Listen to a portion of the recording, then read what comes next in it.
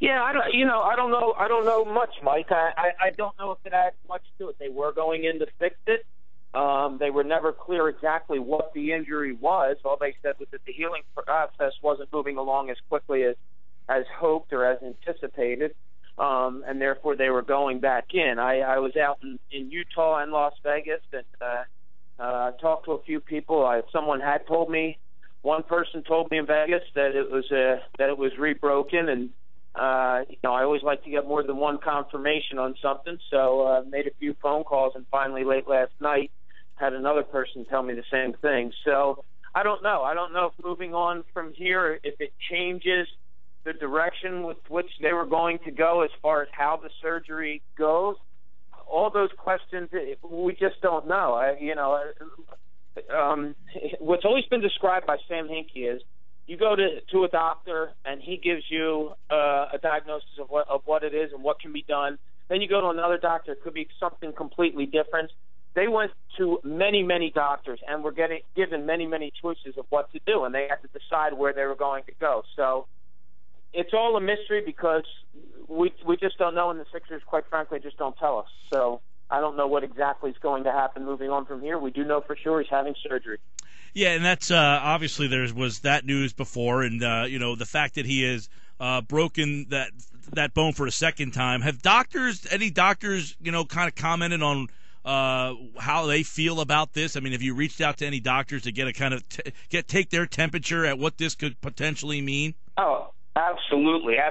Talk to many orthopedic surgeons, to trainers, and each one of them says the same thing, that each case is different, and without them looking, how, and rightfully so, how doctors are, they don't want to comment on a specific case so much because they're not involved in that case, so they can only talk in general, and each case is different. Many people have said that big men with these kind of injuries, it's not good. It's very scary, and it's something that could be career-threatening. Others have said, you go in, you do the surgery, and perhaps it lasts, and perhaps it works. You have two great cases in Yao Ming, who had many, many surgeries on his left foot and had to cut his career short because it just wouldn't heal, and his foot couldn't support him to play in the rigors of the NBA. Zydrunas Ilgauskas had his done, played part of 1 year, had the surgery, sat out a whole year, missed a lot of the next year, but then came back and played 10-plus seasons in the NBA and some at all-star level. So you just don't know. You really don't. You try to get the best course of action, and you move forward, and a lot of it is just fingers crossed and hope.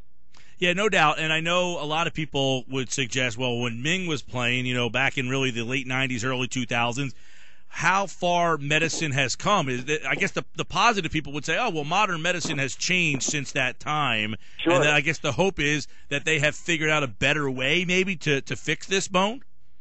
Yeah, and it's funny. I've read some stories about that, and people saying that doctors will say, well, I've invented this surgery and it works, and this is the way you should go, and other doctors saying, no, this procedure is a better way to go. So, sure, has medicine advanced since Yao Ming? And also, Yao Ming broke his foot as a young man, and I don't believe had surgery on it, and people speculate that also led to it. So every case is just so different.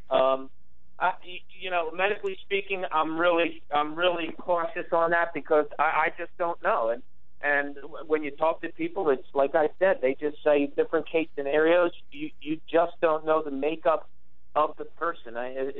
It's hard to believe that a small little bone in the foot has to support almost everything in such a big man. And the future of the Sixers kind of rides on that little bone right now. Bob Cooney, Philadelphia Daily News, 76ers with a little downtime. We're going to empty out the notebook as they get ready for the next portion of the offseason here. You saw them in Utah. You saw them in Vegas. For the most part, everybody was watching Jahlil Okafor. We'll get to him in a minute. But what are some of the things that stood out and impressed you about, they signed Scotty Wilbekin. They signed, obviously, Pierre Jackson. I guess those two guys will come to camp now. Did you find any other stories emerging from those two summer leagues other than watching Okafor?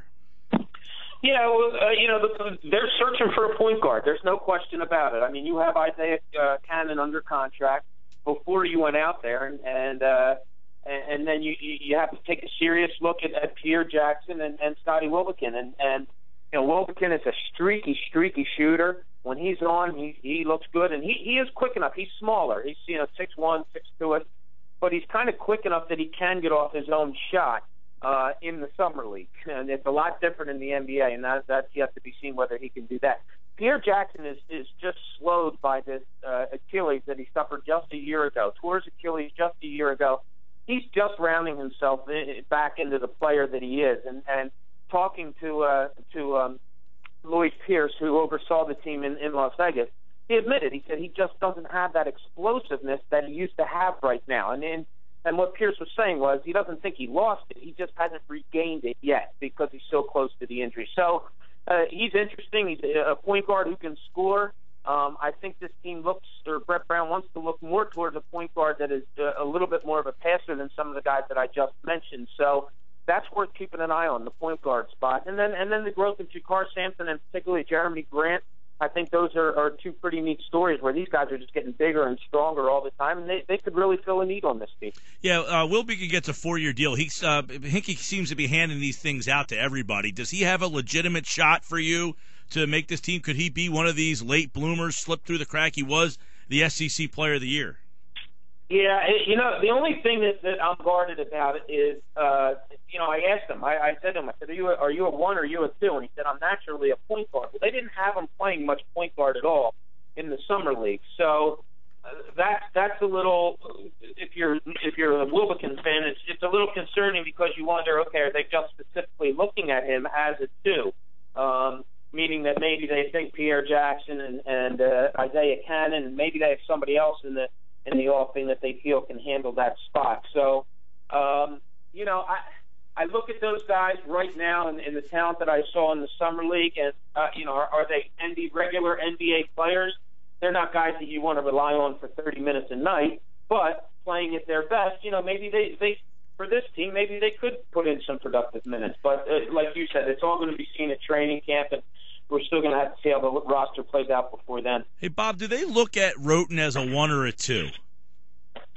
Yeah, I think he's at in between. I think it's situational. Michael Carter-Williams was down beginning of last season, just coming back from that shoulder surgery, and they had Roten running the point. When Carter-Williams came back, they threw him at the 2. He's better with the ball in his hands. He can make things happen, as we've all seen, but he can also make a lot of bad things happen. Sometimes decision making and the no look passes and all that stuff aren't the best things to do in the world. But when he's right and when his body's right and his head is right, I look at this kid and I talk to many people around the league that asked about him when he was playing so well for the Sixers. The thought is that this guy could be a really, really good player in this league, coming off the bench, providing 20-25 minutes of just absolute spark, offensive spark, like a Lou Williams type, something along those lines. So I don't really know where he is. I think he is a situational guy that you throw in the 1 when you need him, and you throw him at the 2 when you need him there, and you give him his minutes, and you see what happens. Bob Cooney from the Daily News with us here as the Sixers get ready for the offseason portion. They made the trade for Nick Stauskas. I know he didn't play, but he was out there in Vegas, and I know that you've talked to a lot of people who like him. Is the Sixers' plan to throw him into the starting lineup and just give him a lot of minutes, or is he a guy they want to bring off the bench, give them offense off the bench? What is the view for him? Yeah, I would assume, and this they haven't said a word about how they're going to use them, but my first inclination was that you throw him into the starting lineup, that he could probably be your starting 2 guard.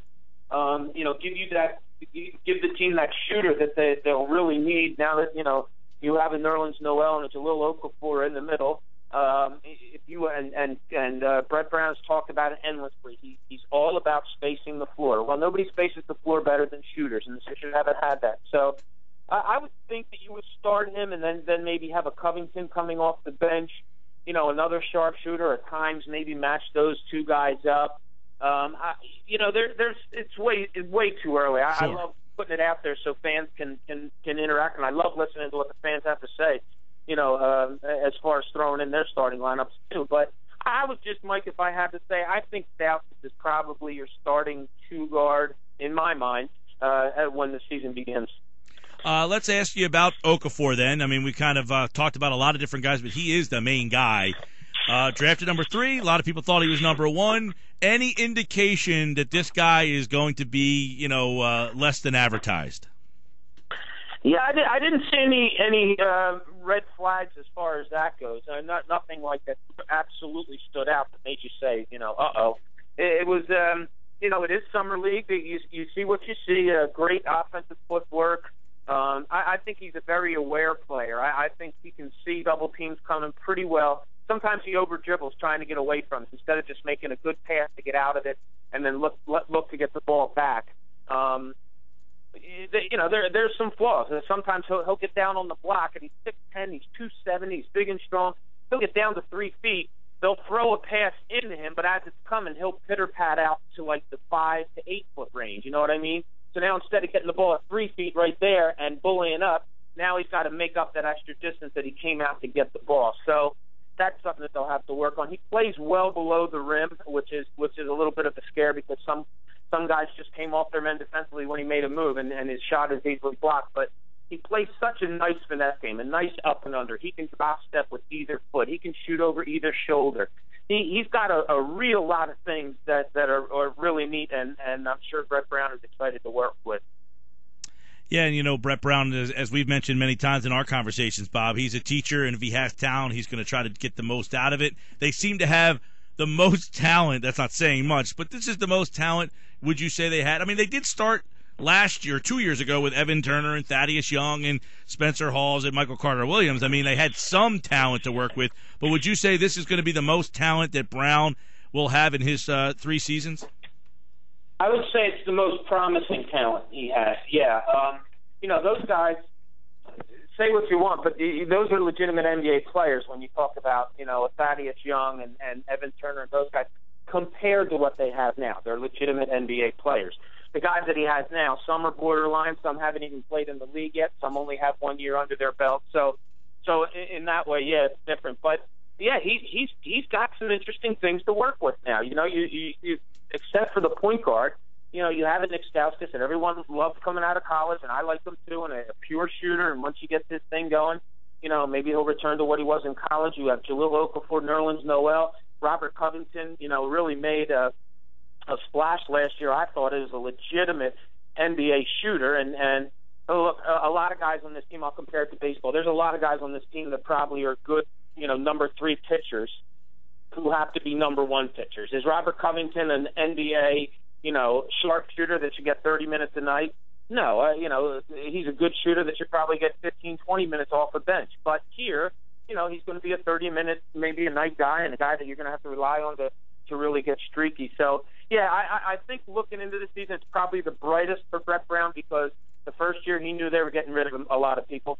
The second year, it's funny, I wrote it today, their starting shooting guard last year for the first game of the season, Chris Johnson. If anybody would have guessed that, I would have given whatever money I had. So it is brighter for Brett Brown with this roster that he has now than it's ever been, for sure. So what's next? The off season seems like a little lull, but what is the next couple steps for the team before they get to camp?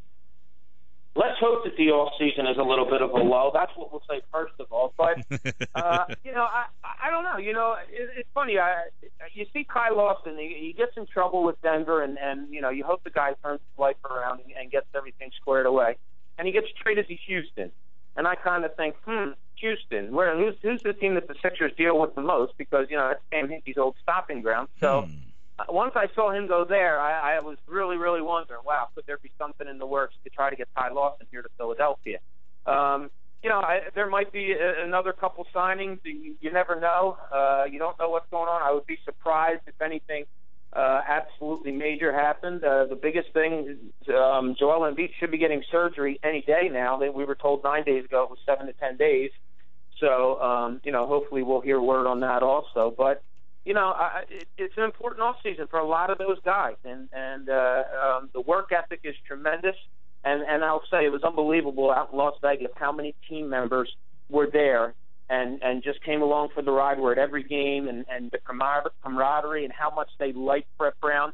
It's really kind of neat to see, and that's not just me saying it. Other GMs and other people around the league they talked about what a great relationship Brown has with his players, and that was on full display out in Las Vegas. Well, it should be at least a fun camp when they get there. There's a lot of competition at that point guard spot, and we'll start to see some of the competition for some other spots, which typically there hasn't been over the last 2 seasons. Is the first step in them becoming a legitimate team to get out of that tank mode and take some steps.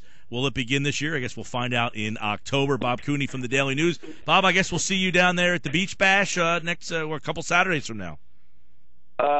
Hopefully you will. I'm not exactly sure what is on my agenda, but hopefully we will. That's always a good time. We'll be there. But, Bob, if we don't see you, good to catch up as always. If we do see you, we'll see you down there, pal. You got it, Mike. Have a good day, buddy.